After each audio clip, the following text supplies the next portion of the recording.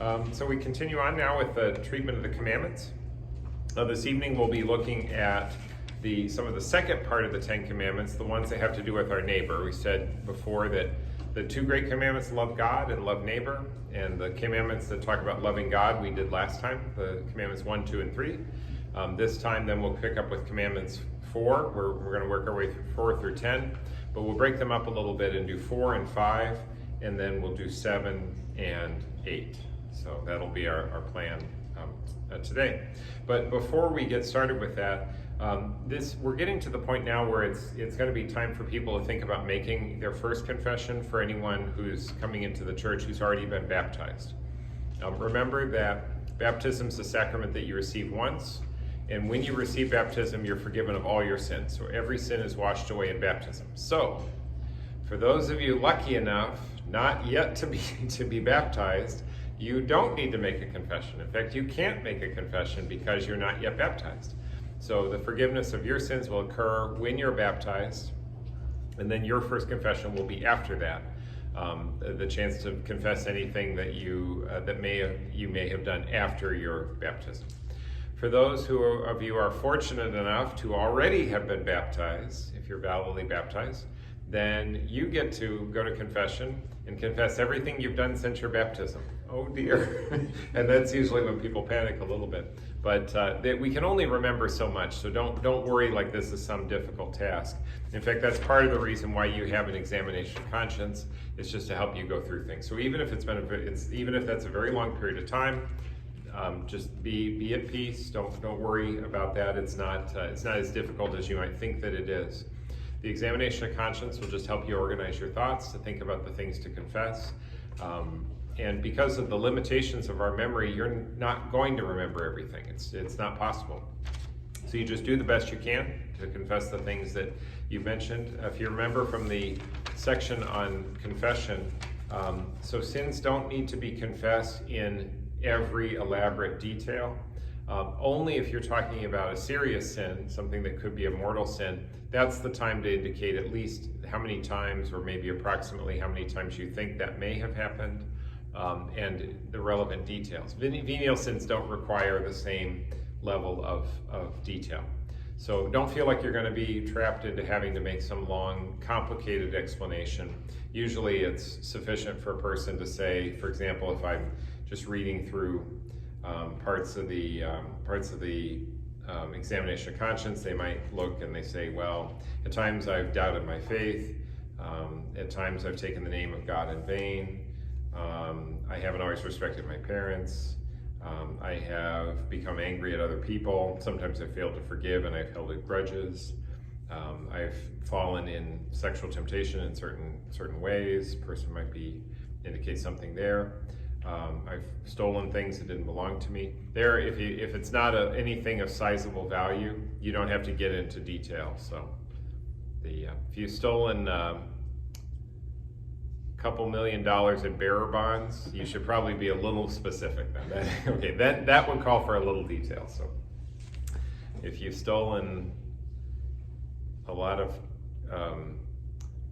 Bitcoin from a bank in Silicon Valley, okay, I might want a little more detail. But things like that, and that's sufficient. So sometimes it's okay to just kind of go through the list of things that a person has mentioned. So if that gives you some help, you're basically ready anytime that you want to make a confession, if you would like to do so anytime between now and Easter for those who are baptized and coming into the church. We will arrange for there to be a time for you to go to confession on the Wednesday prior to Easter, so you don't have to go in advance. But if you want to, you are free if you wish to go to confession and you would like to do that, especially if you would want to go somewhere different for confession, perfectly fine. So you can go to anywhere where confessions are heard. So if you'd like to you find when confessions are in another parish and you want to go there, that's fine. The only thing that we would tell you to do is when it comes to the middle panel on the back of that, so you begin by saying, so when you're following this instruction, bless me, Father, for I have sinned. It's been a certain amount of time since my last confession. That you would replace with the following, bless me, Father, for I have sinned. This is my first confession. And that's as soon as you say that, then the priest will understand that you're making your first confession, and that will dial up the level of patience to 10. Okay, so that's it. So that's it. And then the priest will also help guide you as you go through. So as long as you begin in your first part by saying it's your first confession, then everything from there will be fine. So, and they'll walk you through everything else that's there. Okay. Any questions about that right now? We need to let you know. And I can take questions at the end too. All I need to know is that you've done that, so which can be either here at St. Thomas or with me, or if you do that with someone else. As long as I know that you made your confession, then that's fine. Okay, so that's just a little word about confession, and just to let you know that you can do that, and especially if anyone would like to do that sooner rather than later. If you don't want to wait until until Holy Week, then that's fine. That's fine. So you can go anytime you want. So now we'll get into the details from the commandments, the 10 Commandments. One thing I want to go back to, which I don't think I said last time, when talking about the second commandment, remember, thou shalt not take the name of the Lord thy God in vain. We talked about God's name, and we talked about using the name of God. One thing I did not mention in that, but I probably should have, is the idea of using other inappropriate language. So we focus pretty much on using God's name in vain. So if someone were to use the name of Jesus or something in a curse or a slur or something derogatory, so that would be a strictly speaking, violation of the second commandment. Other foul language, not that that's good, but it's not the same as taking God's name in vain. So a person might sometimes indicate that they've used foul language or that they've cursed or something like that. And that might be something they bring to confession. And that, I think, would be a good thing to mention in confession, but it's, so it could fall under the second commandment, but it's not, strictly speaking, as serious as using God's name in vain, which would be the object of the second commandment. So I didn't really make that distinction, but I thought I should just come back and revisit that. Okay, so everyone happy?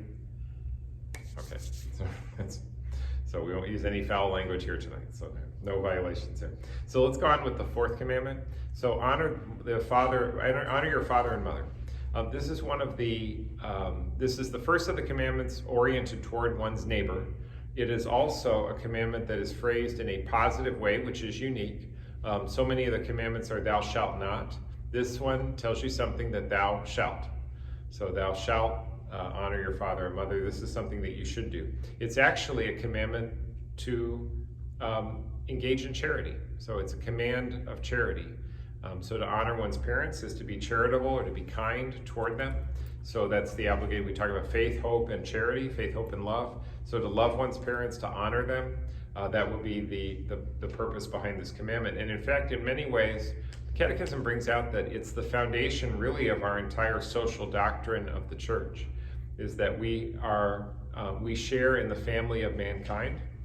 And so in that we're all bound to one another in some sense. So the idea that we would be required to honor, to respect, even to love our neighbor, that commandment to love, it lies at the root of every other aspect of our relation with one another. And from that flows forward the commandments that teach us that we should respect life. That would be the fifth commandment, thou shalt not kill. That we should respect marriage. That would be the sixth commandment, thou shalt not commit adultery. We should honor someone's goods. That's the seventh commandment, thou shalt not steal.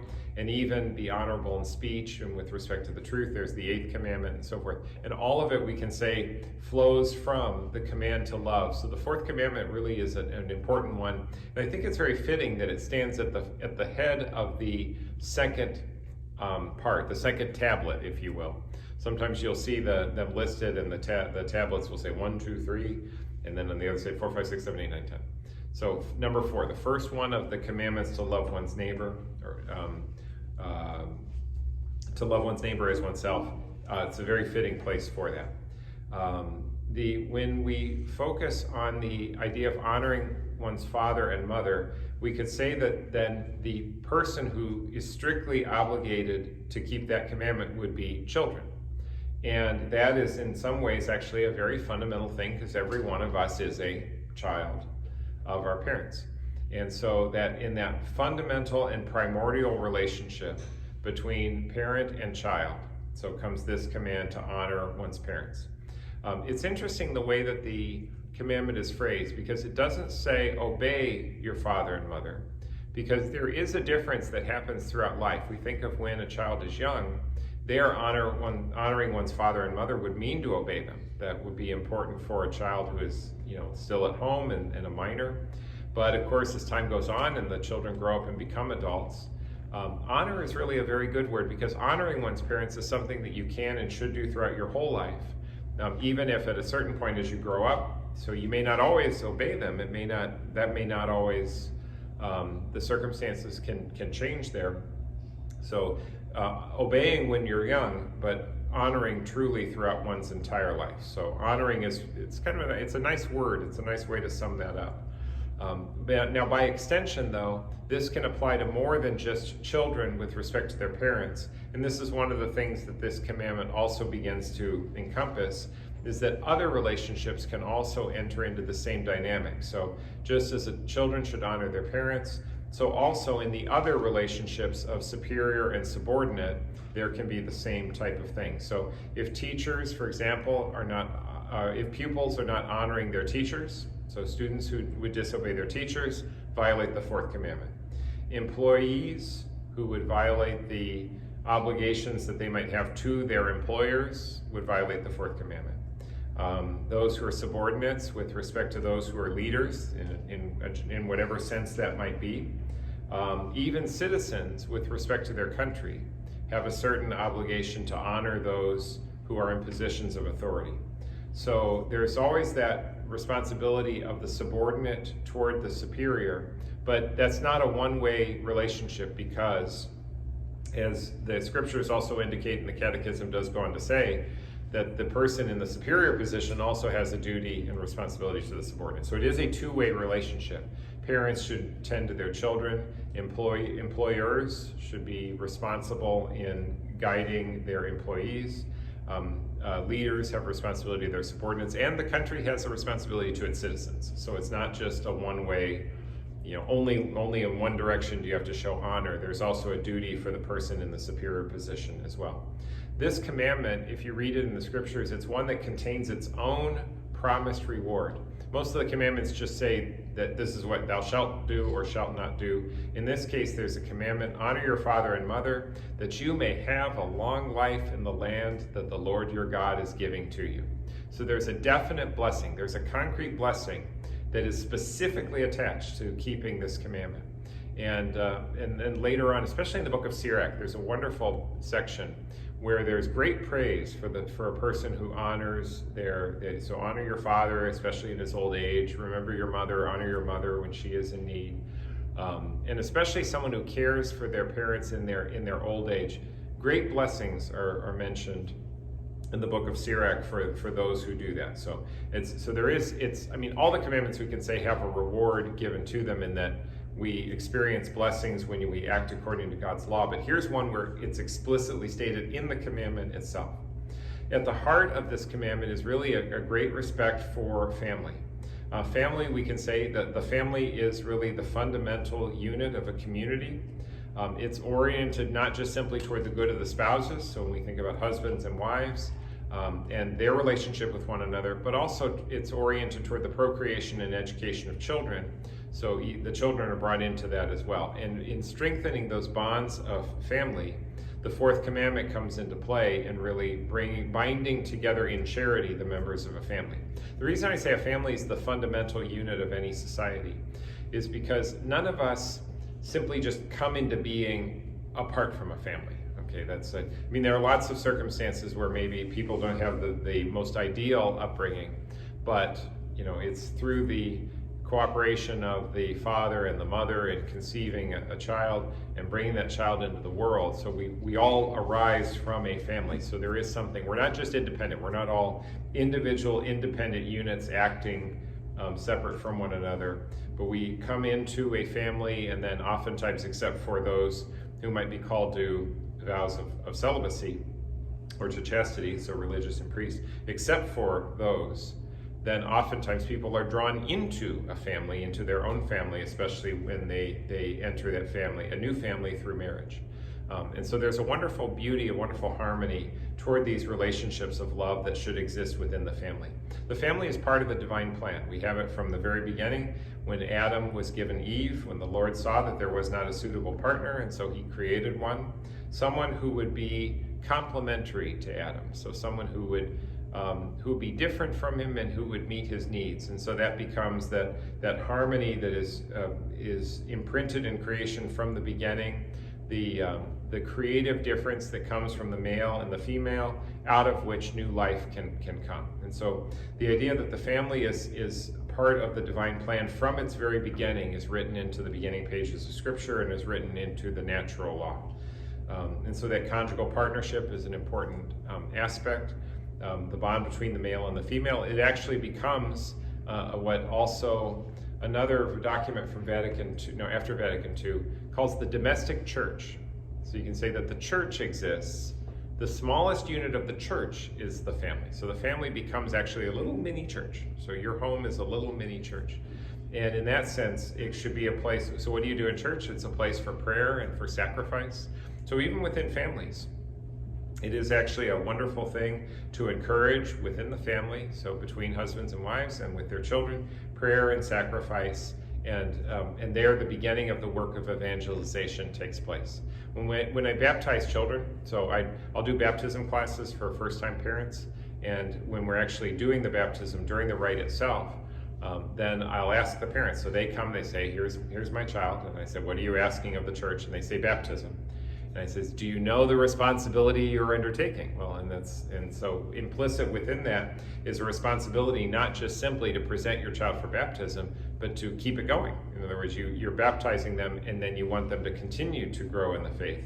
And so the family also assists as part of the church, that mini church within the home, in the work of evangelization by teaching their children. So teaching their children and forming them in the faith, that's the ideal. That's what families would be called to do. So family, that original cell of social life, it is to be a community of love. It's a community that also depends on a certain sense of authority. So there's natural authority within the family. So authority exercised by the parents. It's to establish a certain amount of stability. The stability, that's what allows then the members of the family to grow and to nurture in a trusting environment filled with a sense of fraternity, of common love for one another. The family should be a place where moral values are taught, devotion to God is practiced, and also the proper use of freedom is learned. Children should learn from their parents about how to exercise a certain amount of self-control, and that's a great gift for parents to teach them. So it culminates in the care of the young, but not just the young, so it's not just raising the children, but then also within the family as they get older, it also then in a certain sense evolves into a time to care for then the old, the sick, the handicapped, and the poor. There's a certain kind of reciprocity. Parents take care of their children when they're young, and the children when their parents are in need, whether because of old age or because of some other illness or a circumstance, then it becomes an opportunity for them to return the gift that they themselves have received by caring for their parents. So there's a wonderful harmony in that. There's a beautiful balance that takes place. Within a society, the dignity of the family should be defended and sustained. Now, in point of fact, we know that doesn't always happen. So in some societies, maybe the family is better defended than others, better supported than others. Sometimes there almost seems to be some kind of ideology, I think, against the family as constituted biblically. So when I think about the idea of the union of the man and the woman, so the husband and the wife give birth to children, of course, there's all sorts of different ways of defining family nowadays. But the family as depicted by the church and as actually created according to the plan of God, that should be sustained and defended. Sometimes it seems as if that might even be under attack in some places, but that's not how it should be. The Catechism is very aspirational in this sense, recognizing that sometimes things aren't always the way you wish they would be, but nonetheless the church proposes and encourages these are things that should always be defended. So when couples come together in marriage and they desire to have a family, they should be encouraged and sustained in the work that they do. There's a duty and an honor to assist the family that is exercised within the political community. Families should be free when it comes to their decision to have children. To promote the stability of the marriage bond. It's always good to try to encourage couples to remain true to one another, and so whatever efforts or encouragement can be given toward that end is noble and is good. And they should have the freedom to practice the faith at different times, and this is where we could go into counterexamples of different times at which various freedoms are infringed upon. But again, aspirationally, that's not how it should be. So we would hope that there would be a harmony between a society or a political structure and then the individual families, that there be a sense of mutual support. So the families forming good citizens and being loyal to their country, and the country supporting those families and encouraging them in their commitment to one another. When we think about the family, it's the beginning of that relationship, but it also reminds us that we are part of a common human family. And so the same lesson that we would learn about showing care and respect and growing in virtue amongst the nuclear family or amongst the family in the small unit in the home should also overflow ideally toward the way in which we all treat one another, that we recognize our common bonds, so that way we also recognize our brothers and sisters, maybe not by blood, but our brothers and sisters in Christ, or our brothers and sisters within our society, and show them also deference, respect, honor, and that we work for their betterment. Children in particular then should show that what the Catechism calls filial piety, which is another just way of saying respect. So what is owed to their parents? So respect, it's a pious motive, that they would respect their parents and also show them gratitude, because it's through their parents that they've received the gift of life. And so that's one reason, not just simply to be respectful, but even to be thankful. To be thankful for what parents have provided for their children. So they should also then, for that reason, also demonstrate docility and obedience, to be docile and to be obedient. Now, do children do this all the time? Okay, well, the Catechism is very aspirational. That's what we strive for. And children need to learn that, and when children are formed, oftentimes they will respond. It's a parent's duty, therefore, at times to actually exercise some discipline in order to help them learn some of these truths. And at times, I know that can be a debate within families. How do they manage discipline? And that's something that happens from couple to couple, and as they go through those things. But the notion that some discipline's called for in order to teach these lessons to children is actually a truth. It is a noble thing indeed. So, and then of course the children themselves, beyond just showing respect and gratitude, docility and obedience, they also owe their responsibilities to their parents' time of need. Parents must think of children. So then what are the parents' responsibilities? The parents must then be mindful of their children, regarding them as a gift from God. That's a very beautiful way of putting that. So it's not just that the children owe the parents obedience. The parents owe their children also respect and dignity. So recognizing them that they are a gift from God, and so parents have a responsibility to shepherd their children. In this sense, we can say that your children aren't, strictly speaking, your own, but they are a gift from God. And in that sense, because God has entrusted them to you, then parents would have a responsibility to exercise well their charge, informing their children, shepherding their children, guiding their children, providing them not only with the physical care that they need, which means making sure that they have food, clothing, shelter, but even also giving them those additional things that would be necessary in a society, providing them with spiritual helps as well, or other sort of non-tangible, beyond just simply, okay, I fed you, I gave you something to wear, but also making sure that they're provided an education, that they receive suitable health care, the things that they need in order to grow in life. The education and virtue, so these are important things, not just education in an academic sense, but also a theological education and living a life of virtue. Parents can do this by word, by how they teach them, but it's so much more powerful if they also do that by good example.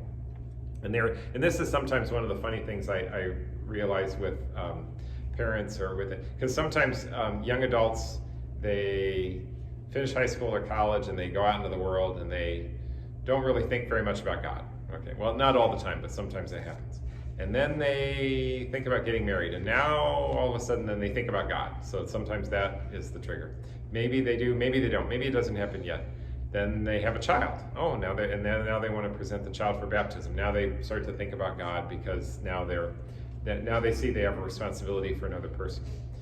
Sometimes a Catholic might not be practicing the faith very consistently, but now their child is getting ready for First Communion, and now they realize that, so now this little person who's going to innocently ask why so-and-so doesn't go to church or doesn't receive communion. So sometimes children actually have a very helpful effect, almost unintentional, on their parents, because as parents recognize this gift from God and their responsibility toward their children, the children become an opportunity then for parents to also grow in holiness, especially when they're teenagers. No, that's right.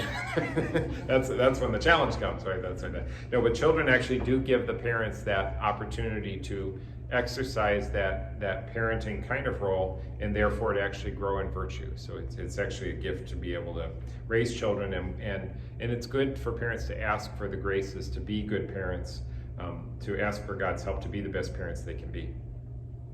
Children, when they grow up, they are free to choose their state in life. Their parents don't choose it for them. So that's one of the hard parts, is parents raising their children, but then at a certain point they do have to let them go. And that can sometimes be a difficult thing as well. But in all of this work, the work of families helps to build up the kingdom of God. So that's a very beautiful thing. Beyond just the family, so beyond children and parents, then I mentioned a little earlier in this that this can also enter into other relationships. For example, teachers and students and things like that. When it comes to civic authorities, let's talk about this for a little bit. So what is the duty of the citizen toward the state, and what is the duty of the state toward the citizen? There's another relationship of a subordinate and a superior. When it comes to the state or the civil authorities, they have a responsibility of respecting the dignity of every human person, of working for justice, working for the common good, and promoting the respect for all human rights. That's quick to say, easier said, very hard to do at times. Not every society does that perfectly, but that's what a society should do. So the state has a responsibility to you. You have a right to receive from the state the respect for your human dignity and the protection of your human rights, the safeguarding of the common good. You as citizens also have a duty. So you not only have a right to call from these goods from the state, but you have a duty to the state, and they can be summed up in this sense, that we would be subject to the legitimate authority of the state, which means that to be a law-abiding citizen, to keep the law, to collaborate in the work of the state, and perhaps even to collaborate in challenging those things that are unjust in a society. That actually can also be a responsibility of citizens, to stand up for things that in fact are wrong, things that should be challenged and should be changed. That can be another important responsibility. Citizens should also themselves be models of respecting the human dignity of other persons and working for the common good. They should love their country. They should be ready to serve their country. That can even be in a formal means of service. That can even be serving in the defense of the country. So even sometimes military service, if that's how the law is established, that is consistent with honoring and obeying the state in this sense of for the good of one's country. There is something noble about that, and that in fact is a good thing. Not only submitting to laws, but you are a good citizen when you pay your taxes. Oh, you didn't want to hear that one. That's in the catechism. You're a good citizen when you vote. If you have the right to vote, exercising that right, that is part of being a good citizen. And you're a good citizen when you pray for your country. Your country deserves prayers. You should pray for your country as well. And pray for those who lead the country. That is a noble thing as well. It is a good and noble thing to welcome the foreigner, to treat those who are in need with respect. I know that welcoming the foreigner opens up another discussion, because immigration becomes a hot topic. And of course, it is reasonable to expect, in the same way, remember I said that there's always a two-way street. So a person receives, but then they also owe, they have obligations. So it's the idea of welcoming the foreigner is a good and noble thing, but it would also be expected that the foreigner would also be respectful of the country and would obey the law of the land. When I lived in Italy for a period of time, that was made extraordinarily clear. It was very clear in applying for the visa, the permission to reside, and the residence that I had is that I was also subject to all of the laws that are enacted in the state of Italy, in the country of Italy as well. So that is a two-way street, and I'll just leave the question of immigration at that. I'll just stop there at that point. But that's obviously that can get very contentious. But the showing respect for human beings is recognizing our fellow man is a noble thing, and it certainly is also reasonable and also moral and logical to expect the enforcement of law. So both of those things are considered good things. We also hear Jesus tells us that we should render unto Caesar what is owed to Caesar. So there's another example of how we in fact should be obedient to the state in reasonable things that conform with the law and that conform with our faith. But we also should render unto God what belongs to God. And ideally, again, as an aspiration, the church and state should collaborate together. Both the church and the state, to some extent, have a common goal, is that we're both interested in the promoting of mankind and promoting a society that is ordered toward the common good and a society that is peaceful. The church does that in a theological way by teaching the truths of the faith.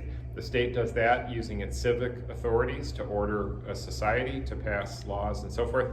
Ideally, these things should work together. Do they work together? No, not always. Okay. And so sometimes there can be conflicts between the church and state, and that actually can create some very difficult situations. St. Thomas More had a phrase. Does anyone know what his last words were before he was beheaded? He was the one who was the chancellor under the King of England, King Henry VIII. And King Henry VIII wanted to divorce his wife and marry another, but that wasn't allowed. And so King Henry VIII broke away from the Catholic Church, and he just decided, now I'm the head of the church, and now I'm going to just allow myself to divorce him and remarry. And Sir Thomas More did not accept that. And for his refusal to submit to the authority of the king, Sir Thomas More was martyred, and he's a saint today. So he's a saint because he was ready to be martyred for this, which means that he was a faithful servant to the king. But when it came to a conflict between the church and the state, he was siding with the church, he was siding with God. And his last words before he was beheaded, or as it's been attributed to him, is, "I die the king's good servant, but God's first." It's great. It's a great way to put that. So sometimes we may have those conflicts that may exist.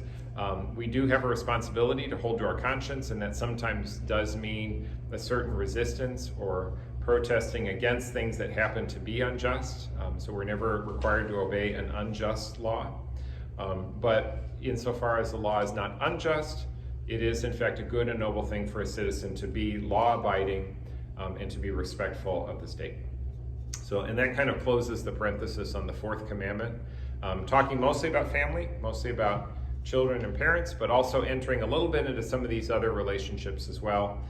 Any relationship to which we owe either respect, obedience, or submission to an authority, or the failure on the part of, if we're in a position of authority, to care for those who are within our charge, that all sort of falls within the scope of the fourth commandment.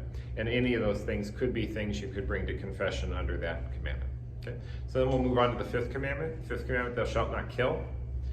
This commandment obviously centers around a fundamental good, and that is the respect for human life. We were made in the image and likeness of God, and human life is precious.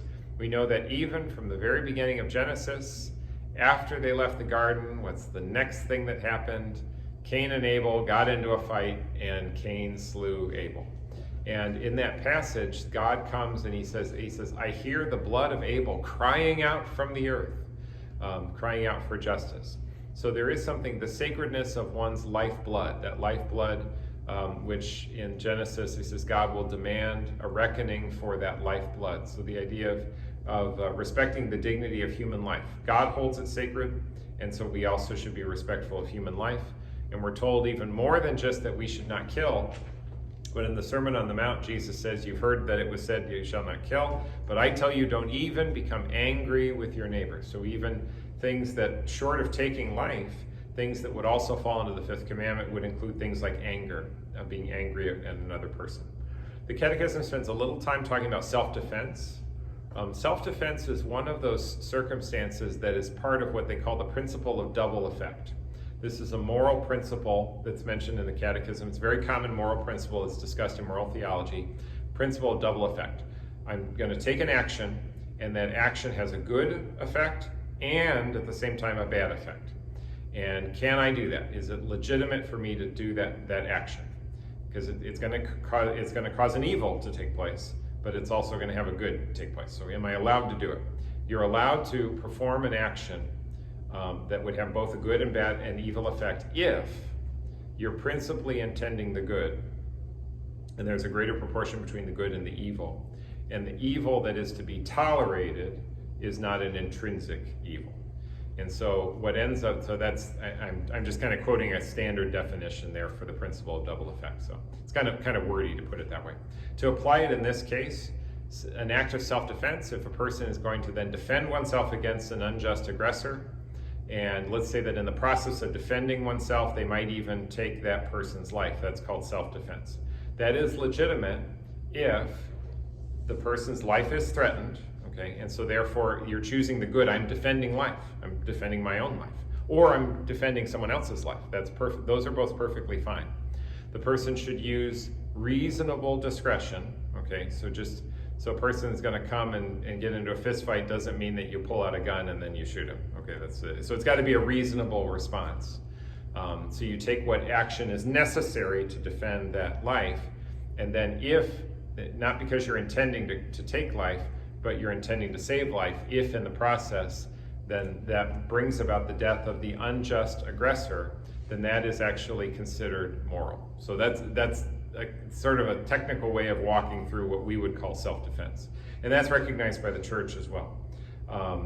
It also means that if we have a right and even a duty to defend ourselves and to defend the lives of others, well, society has that right as well. Society has a right and an obligation to defend those who are oppressed.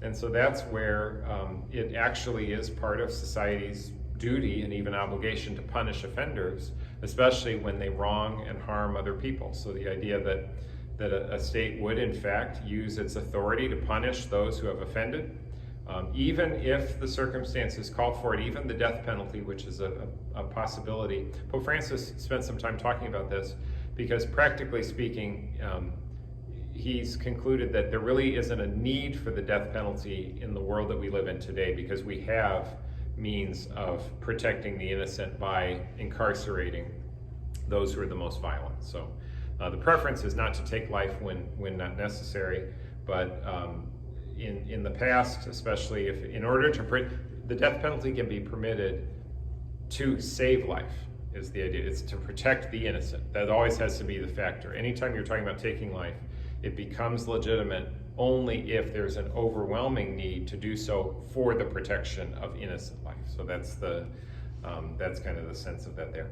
What else would fall under the fifth commandment? So obviously if you've killed anyone, okay, bring it to confession, okay? Okay. Any homicides, make sure to mention it, okay, that's it. And then there's all sorts of variations on that. So if you kill one's father, you call that patricide. If you kill one's mother, matricide, okay. If you kill your Sealy Posturepedic mattress, that's matricide. No, that's okay. That's not matricide. If you kill your brother, that's fratricide. If you kill your spouse, you didn't know you're going to get a vocabulary quiz. That's conjugicide. Ooh, you didn't know that one. Okay, so there's your word for the day, conjugicide, the killing of one's spouse. There can be ways of indirectly killing someone, and these are immoral as well. So a person, for example, who causes a famine.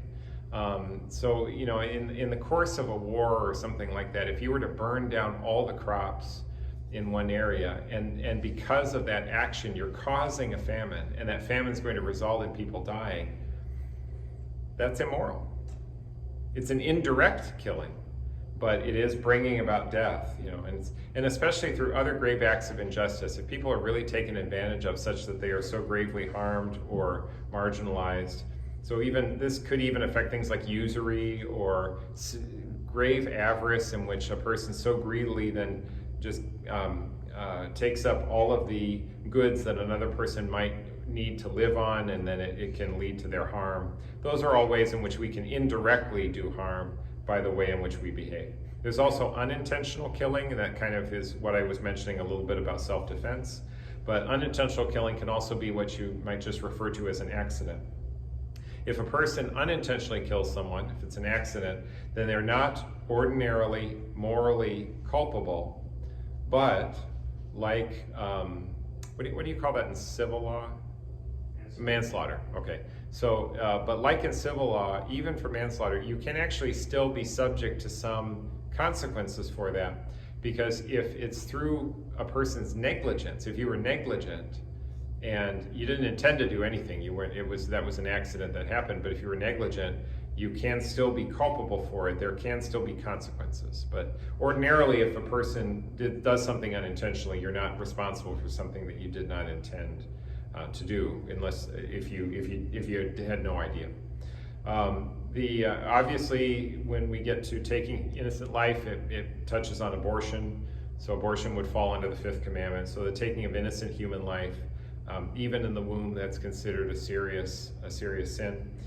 For those who are aware, abortion is it's a delict in church law as well. And actually, abortion results in excommunication. A person who carries out a successful abortion, and anyone who cooperates in that directly is excommunicated. So but that cannot be absolved in confession, so that excommunication can be lifted. There is a distinction between formal cooperation and material cooperation. So formal cooperation is when you take direct part in an action. And sometimes this comes up with respect to abortion. So that's the context here. So anyone who's directly involved, if you're directly involved, then you can say that you are formally cooperating. It's another way of saying that you're an accomplice to the act. But then there's also things like material cooperation. And material cooperation is when you provide material support, which can be money or it can be other means of support. So you're not taking part in the action, but you're facilitating it in some way through materials.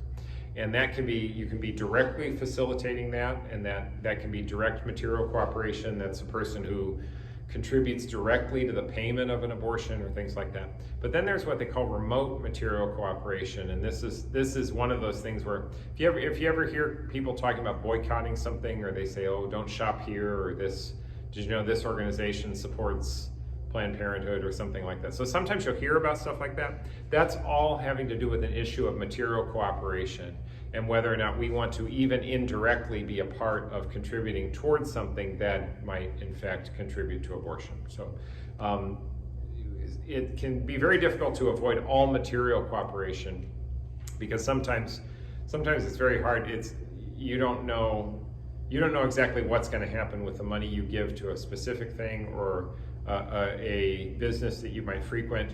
If you may not be aware that maybe some portion of the proceeds from something might go towards something immoral, that's a hard thing to know. But sometimes it comes up, and you will sometimes hear people talking about whether or not you should support some particular business or organization. They're getting into the issue of whether or not you would be materially cooperating, so even remotely. How do you rationalize paying taxes if some part of your taxes are going to because obviously the tax funds are supporting this. The thing about remote material cooperation, when you're not directly supporting the act yourself, remote material cooperation that can be tolerated. That's not necessarily immoral. And there, I think the answer to that would be twofold.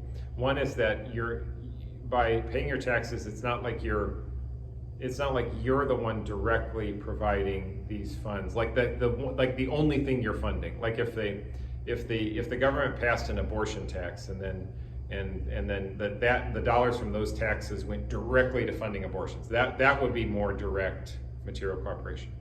But in this case, tax dollars wind their way through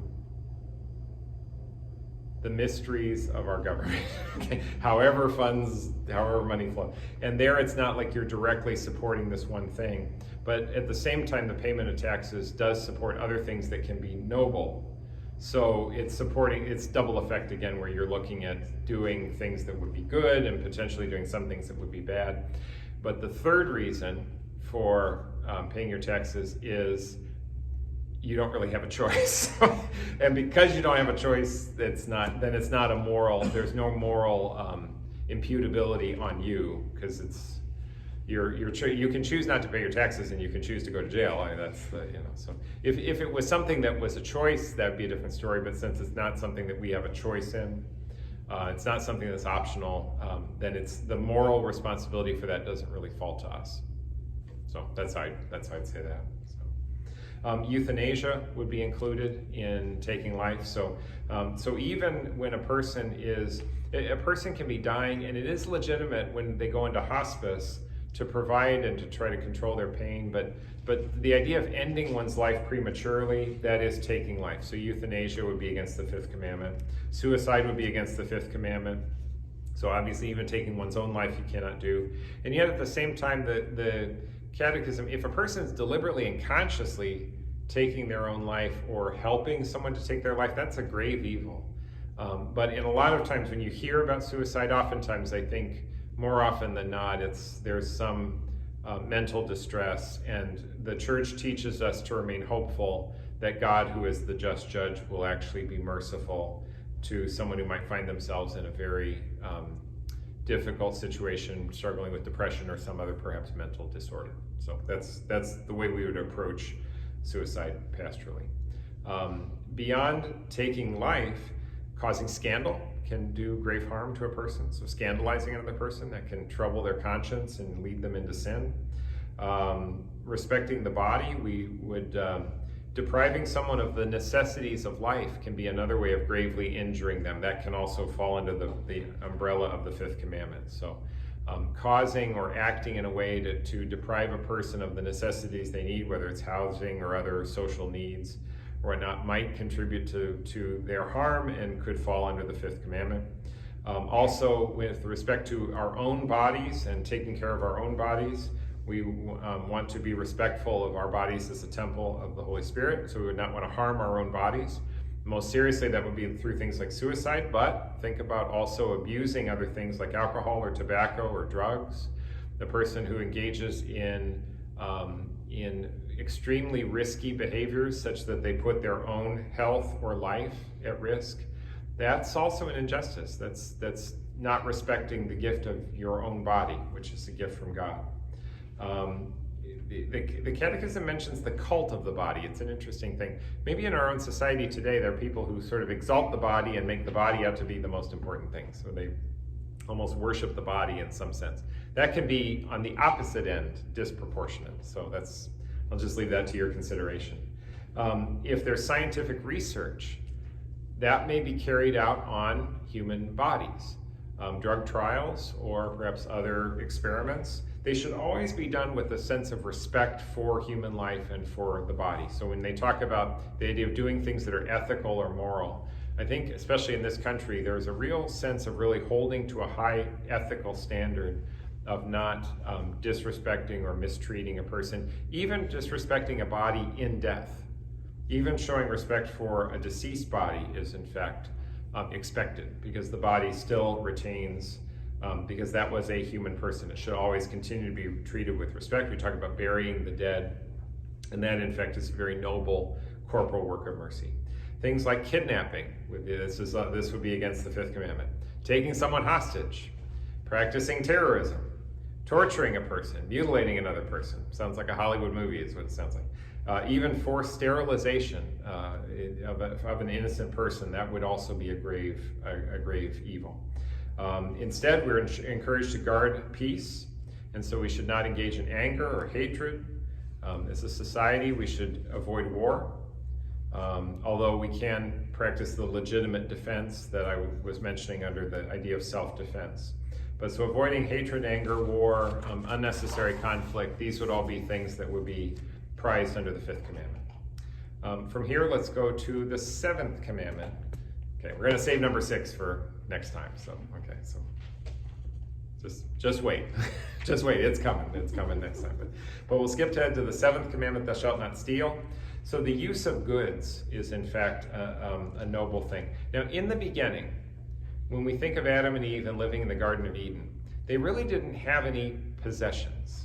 They had everything that they needed existed in the garden. So there's kind of, you might say, almost a primordial state. And this is this would be something that Locke and Hobbes and some of those other philosophers would kind of take up this idea of like, how do we arrive at private property? And that's kind of an interesting philosophical debate. But in the beginning, you might say that there was this sort of common stewardship where things didn't belong to anyone, but everyone had everything that they needed. But then sin entered the world. And with sin, actually now comes not only the idea of private property, things that a person would accumulate for themselves, and which they have the right to defend. So therefore, the idea of respecting private property does come into existence. Though in the end, we should always remember that everything that we've been given, nothing that we've been given is ours forever. We always, at the end, we always have to surrender everything. Job said that naked I came into the world and naked I will go out of the world. So in the end, it's not as if we can ultimately take our private property with us. But the notion that we have property and that we should have the right to defend it and to protect that which is our own, that is in fact respected in the law. And to offend against that will be to steal, and that's against the seventh commandment.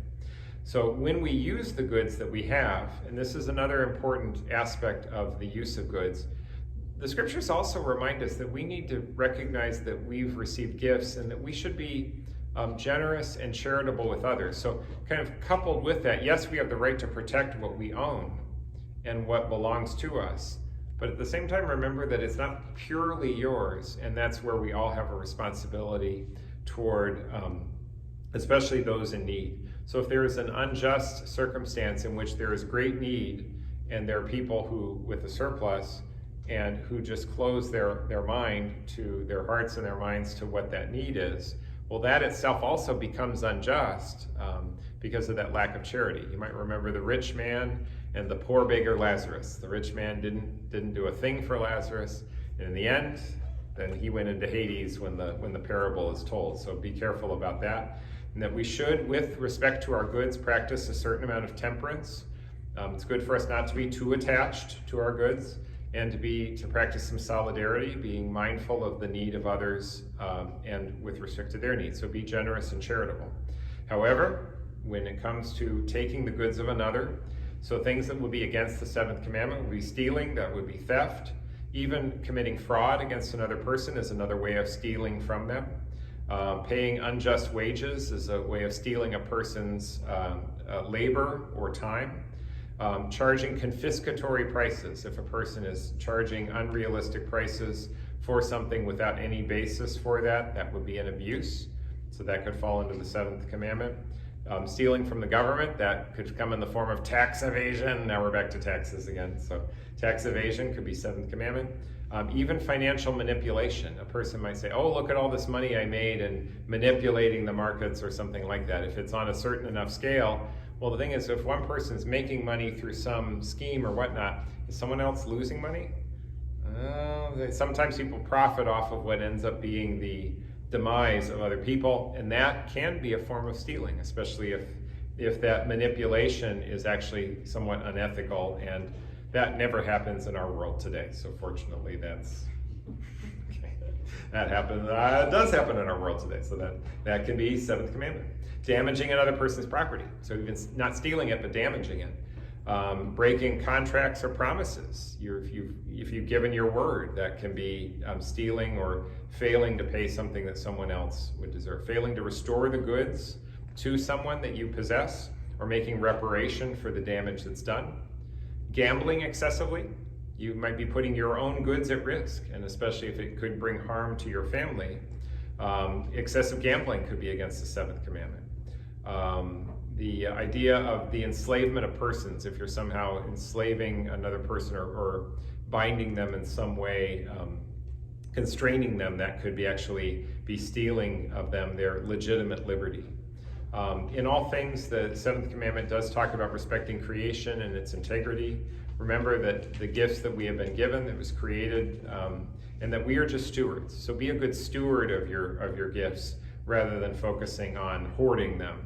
So that's a good attitude to take. This is all built into the social doctrine of the church. So be mindful of the poor, care for your neighbor. Remember that the people around you are not objects to be bought and sold. Instead, they are persons who are deserving of human respect. The church avoids two extremes. On one hand, there does exist a strain within some governments toward totalitarianism and atheistic ideologies, and that can be practiced in communism and socialism. The church rejects that. That's an extreme in which no private property is theoretically acknowledged or respected, and it's one in which the state, almost displacing God, takes center stage. That's immoral. On the other hand, unrestrained or unbridled capitalism, in which people, again, have no value. In both cases, people have no value, either because the government just owns everything, or in the other case, because the trade of goods is elevated to the supreme good. Profit becomes the supreme good, and so therefore the respect for the person goes away. In both cases, the human person gets lost. I would argue that in the United States, we do not have unbridled capitalism. I think far from it. We have a very regulated, there are lots of things that are subject to all kinds of regulation. So it is not a completely free market with no thought or concern for anything. When there is regulation, I think oftentimes we see that there's constraints on capitalism in this country. So we want to, in avoiding both extremes, we want to make sure that we don't lose the focus on the respect for the human person. So respecting one another, providing for a humane working environment, fair working conditions, paying a just wage, these would all be parts of the social doctrine that would be in line with the seventh commandment. So that way people, when they work, they have the right to work, they engage in a career, to find ways to support themselves and their families. Even among nations, we want to be mindful of our poor neighbors. It's not just a rich person looking after a poor person, but even those well-off countries should be mindful of poor countries. That's another thing that's encouraged as part of that sense of our human solidarity. In the end, a love for the poor. There's a special concern for the poor that Jesus showed, and so it's a good thing for us to also practice as well. Providing corporal works of mercy, taking care of the poor who are in need, who need to be clothed and fed. Even the spiritual works of mercy, doing for those who are in need, providing that comfort and encouragement, forgiveness, and instruction. Those are also wonderful things for us to do as well. So that gets us through the seventh commandment. I have the eighth commandment to go, but I think we're at time, so I'm going to let the eighth commandment pass on to next week. So next week we'd have 6, 8, 9, and 10. So we're going to have to cut sex short next week so I can make time for the eighth commandment. So okay, we need a little time for truth. So I'm going to talk about bearing false witness, so we might not have as much time for sex. There you are. So, okay. Bring your children at your own risk next time. So that's okay. That's it. But but we'll spend some time with the sixth commandment, and I think especially talking about what is held up as an ideal. So the gift that is given to us, and how it then should be used and respected, that sexual gift of the human body. So glory be to the Father, and to the Son, and to the Holy Spirit, as it was in the beginning, is now, and ever shall be, world without end. Amen.